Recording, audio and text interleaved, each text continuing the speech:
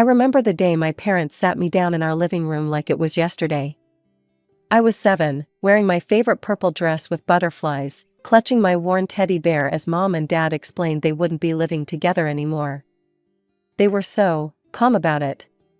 No screaming, no throwing things, just two adults who'd fallen out of love, deciding to go their separate ways.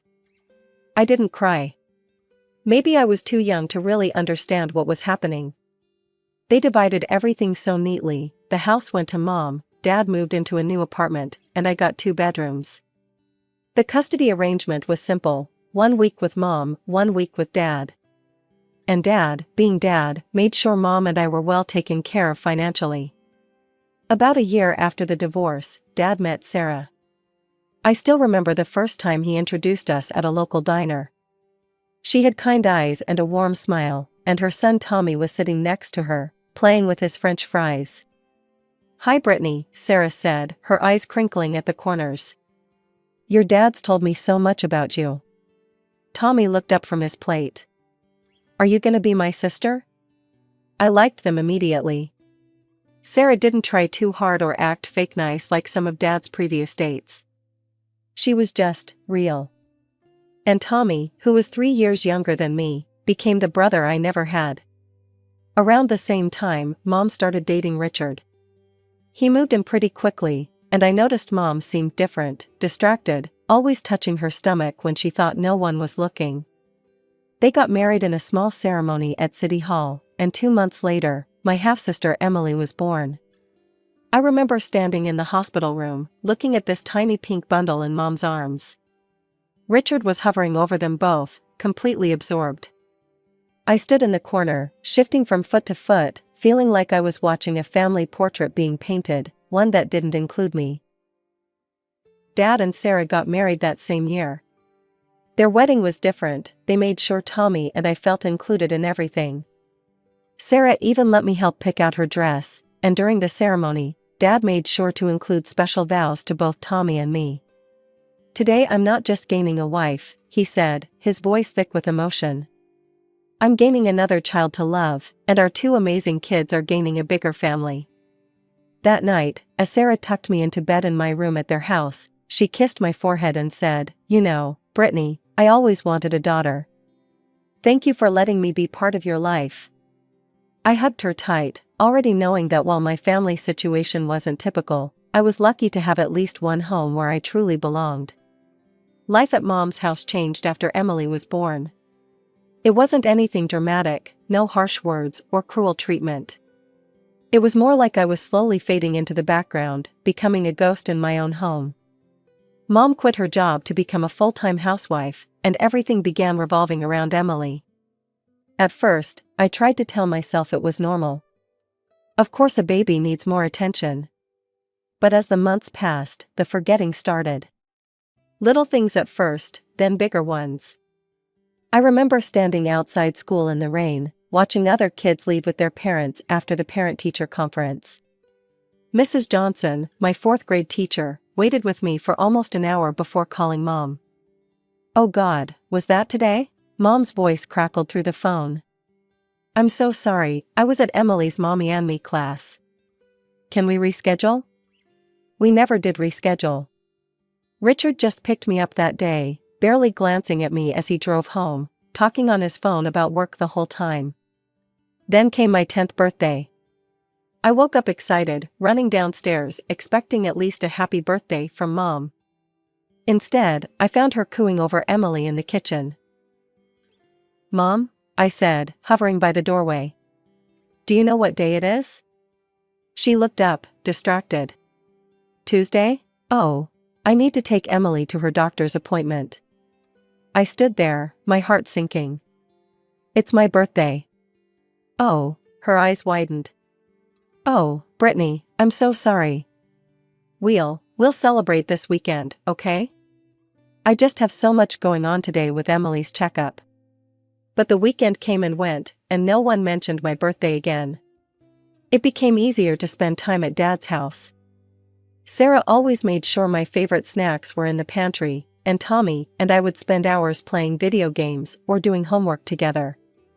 Dad never missed a single school event, and Sarah often came too, taking pictures and beaming like I was her own daughter. I started spending more and more time there. A few days turned into weeks, then months. Mom barely seemed to notice. When I was at her house, she was always busy with Emily, feeding her, playing with her, taking her to playdates.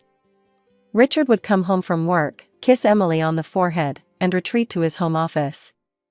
Sometimes I wondered if they'd even notice if I disappeared completely. After about 6 months of me basically living at Dad's full-time, he decided to make it official. "I called your mom today," he told me one evening. "I think it makes sense for you to live here permanently.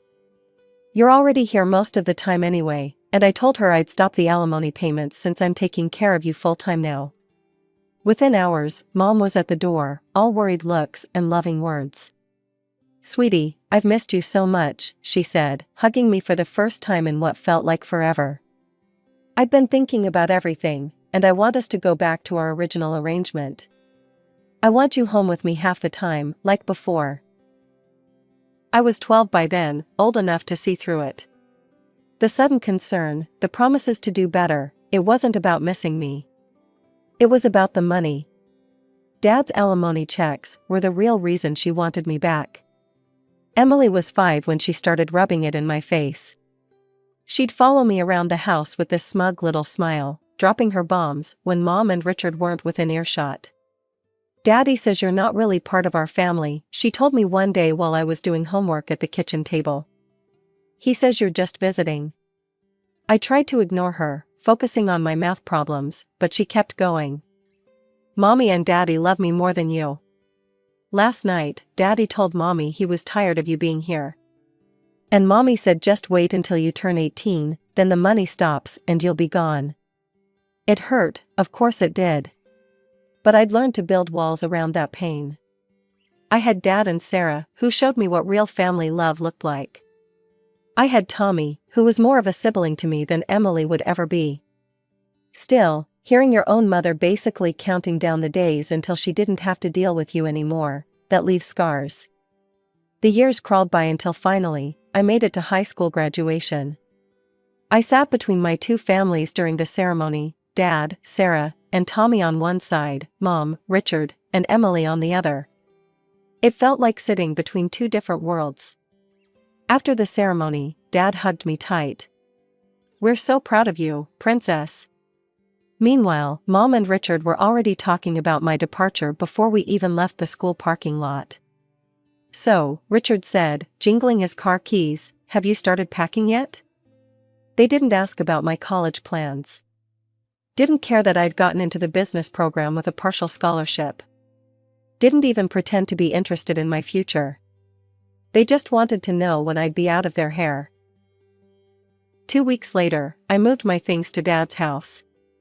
I remember sitting in his living room, nervous about asking for help with college expenses even though I knew he'd never refuse. "Dad, I got accepted to the financial analyst program," I said, playing with the acceptance letter in my hands. "I got a partial scholarship, but..." Before I could finish, Dad and Sarah exchanged glances and smiled.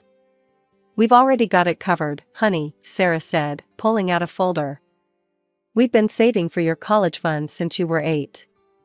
I spent that summer working at the Silver Spoon Cafe, saving every penny I could.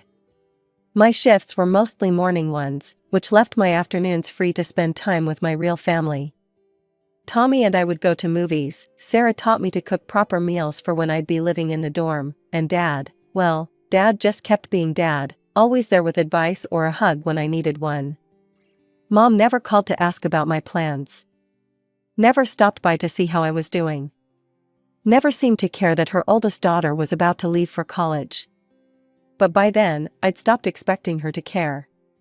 College life started in a blur of new faces and experiences. My dorm room was tiny but cozy, and my roommate Jenny was nice enough, though we never became close friends.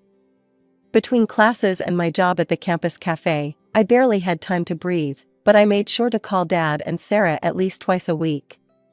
They came to visit whenever they could, and Tommy would tag along, complaining about having to carry my laundry basket but always bringing me my favorite snacks from home. Mom never called. Not once. My 19th birthday came and went without even a text message from her. I shouldn't have checked my phone that day, shouldn't have hoped, but old habits die hard. Later that night, I made the mistake of checking her Facebook page. There they were, dozens of pictures of her perfect family. Mom, Richard, and Emily at the beach. Emily's dance recitals, family dinners, holiday celebrations. Each photo carefully staged to show their happiness, each caption talking about family time and loving my family. I wasn't in any of them, of course.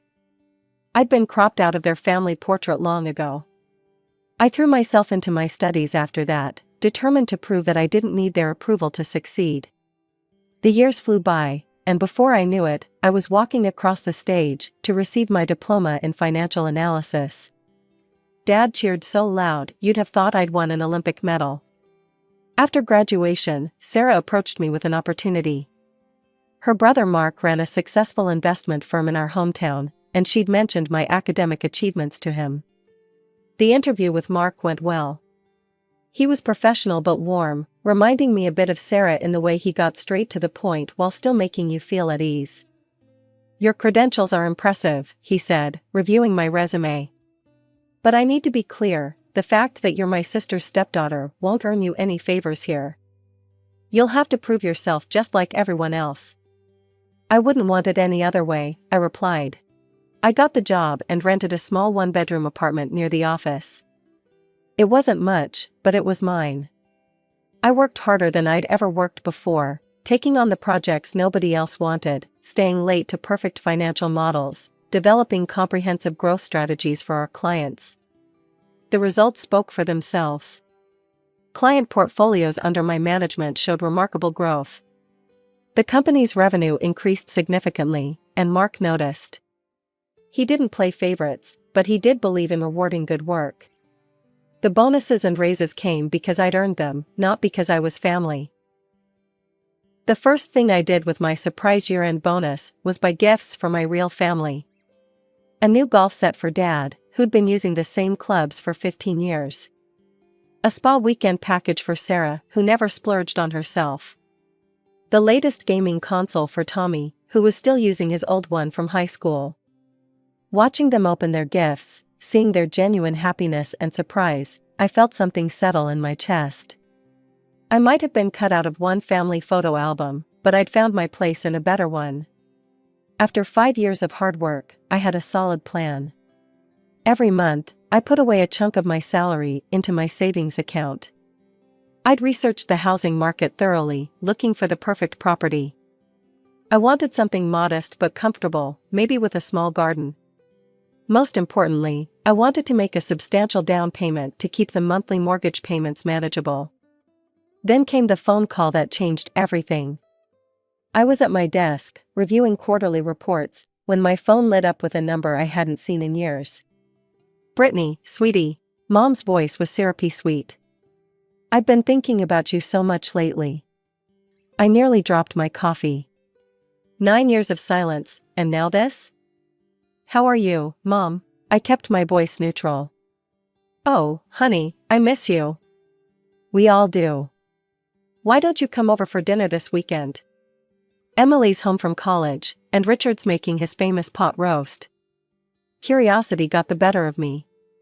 That Saturday, I pulled up to my old house in my new Mercedes, nothing flashy, but reliable and professional.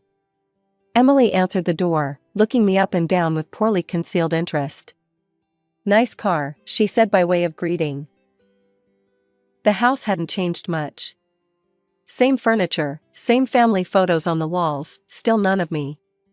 Mom rushed forward to hug me, acting like we'd just seen each other yesterday. "Darling, you look fantastic. So professional in that suit." "Richard, doesn't she look successful?" Richard nodded, pulling out my chair. "We heard you're doing very well at Mark's company. The family grapevine says you're one of their top performers." Throughout dinner, they peppered me with questions about my job, my salary, my car. Mom kept mentioning how expensive everything was these days, especially with Emily in college. "That's such a beautiful watch," Mom commented, reaching for my wrist. "Must have cost a fortune." I smiled politely. It was a birthday gift from Dad and Sarah. Of course it was, she said, her smile tightening slightly. They always did spoil you. That dinner turned into more invitations. Suddenly, Mom wanted to be part of my life again. She'd call regularly, stop by my apartment unannounced with Emily in tow, invite me to family dinners.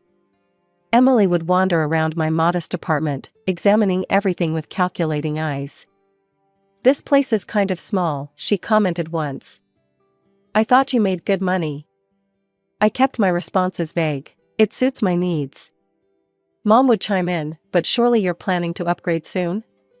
With your salary." I'd just smile and change the subject. Something about their sudden interest in my life made me uneasy. It happened on a Sunday afternoon. Emily was over at my apartment, supposedly to bond with her big sister. I was in the kitchen making coffee when I heard her gasp from my living room. "Oh my God," she said, staring at my laptop screen. I'd left my banking app open after paying some bills. "Is that really how much money you have saved?" I quickly walked over and closed the laptop.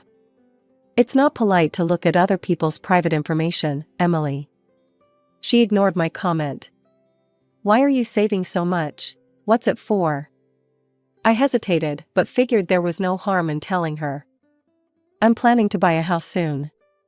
I want to make a good down payment to keep the mortgage payments reasonable."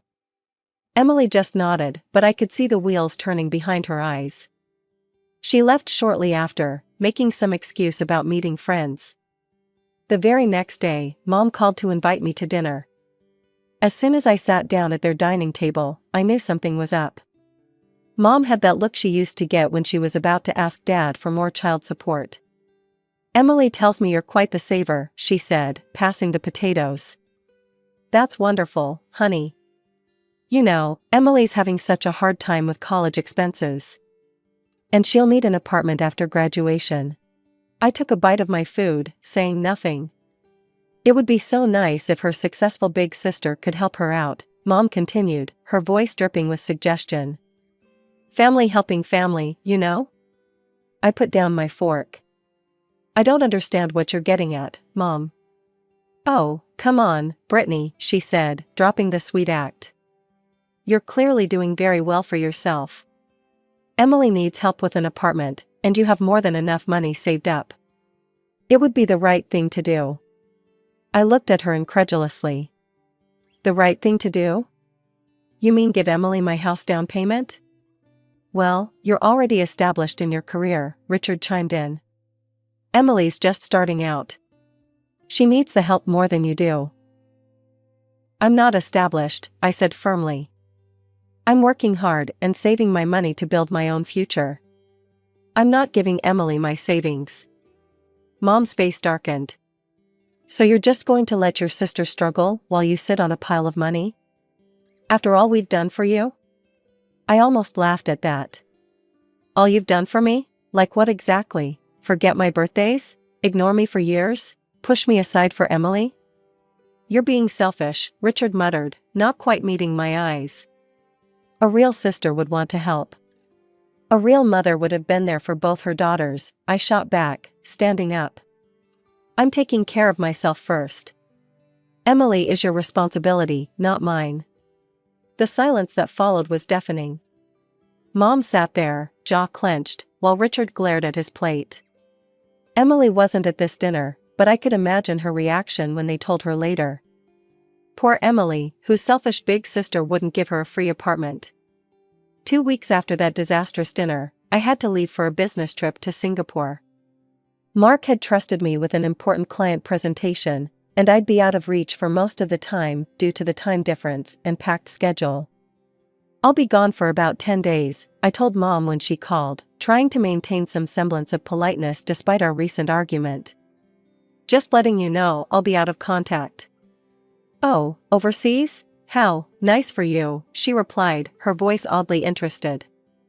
The trip went well, but when I landed back home, my phone exploded with notifications as soon as I turned off airplane mode. Banking alerts. Dozens of them. My hands started shaking as I scrolled through them. "Account transfer," $100,750. The world started spinning. I rushed home, threw open my laptop, and logged into my banking app. There it was, a massive transfer to an account I didn't recognize. But the name on the transfer: Patricia Warren, my mother's name. I drove to their house like a woman possessed, my banking app screenshots pulled up on my phone. When I pounded on their door, Richard answered with a smug look that made my blood boil. "Where is she?" I demanded, pushing past him. Mom was sitting in the living room, calm as could be, flipping through a magazine. "Oh, you're back. How was your trip?" I thrust my phone in her face. "What is this? How did you transfer money from my account?" She barely glanced at the screen. "I don't know what you're talking about." "Don't lie to me. It's right here, a transfer to your account." "How did you do it?" Mom finally dropped the innocent act. She put down her magazine and smiled, actually smiled. "Fine. Yes, I transferred the money. Emily needs an apartment, and you weren't being cooperative. So we helped ourselves." "How did you even get into my apartment?" My voice was shaking. "Oh, honey," she reached into her purse and held up a key. "Remember when I borrowed your bathroom that day I visited? It only takes a minute to make a copy."